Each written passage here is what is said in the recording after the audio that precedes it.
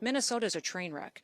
It is corrupt, and it was under the leadership of Governor Walz and this mayor that they allowed it to happen, and they let criminals and illegals and people abuse programs and steal the money, and now they're allowing violence to go forward on the streets as well. We've had almost over 100 times that these vehicles have been used to ram law enforcement officers and to do damage and to harm them.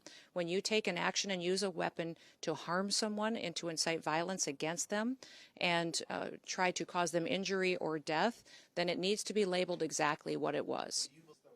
This was an act of domestic terrorism. I would say that when these individuals use their vehicles to try to ram our law enforcement and to put their lives in jeopardy, that law enforcement officer has to make a decision to protect his life and the individuals around him as well. Has he been suspended, or is he still in the field?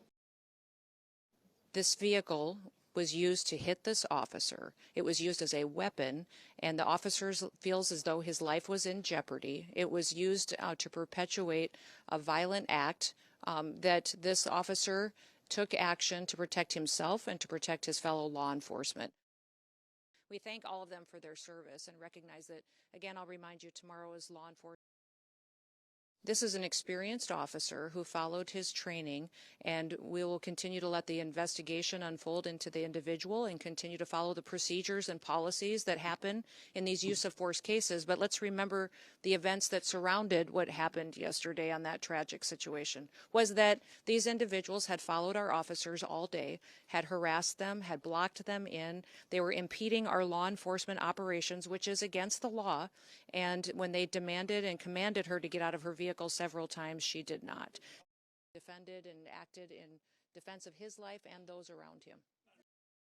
Inciting people to take action and perpetuate violence in some cases is unacceptable, and especially of elected leaders. We have a responsibility to state the facts, to go out and enforce the law.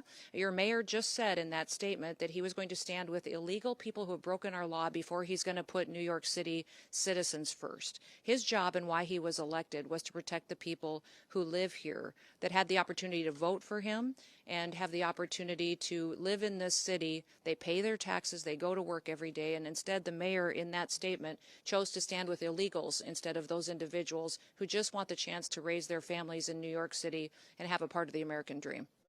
You know, we're hoping the mayor will work with us to get these criminal elements and especially gang members and terrorist organizations out of New York City. I know he and the president had a productive conversation. You know, our communication at the Department of Homeland Security has not been productive with the mayor's office or with NYPD, but we want to continue those conversations so we can work together.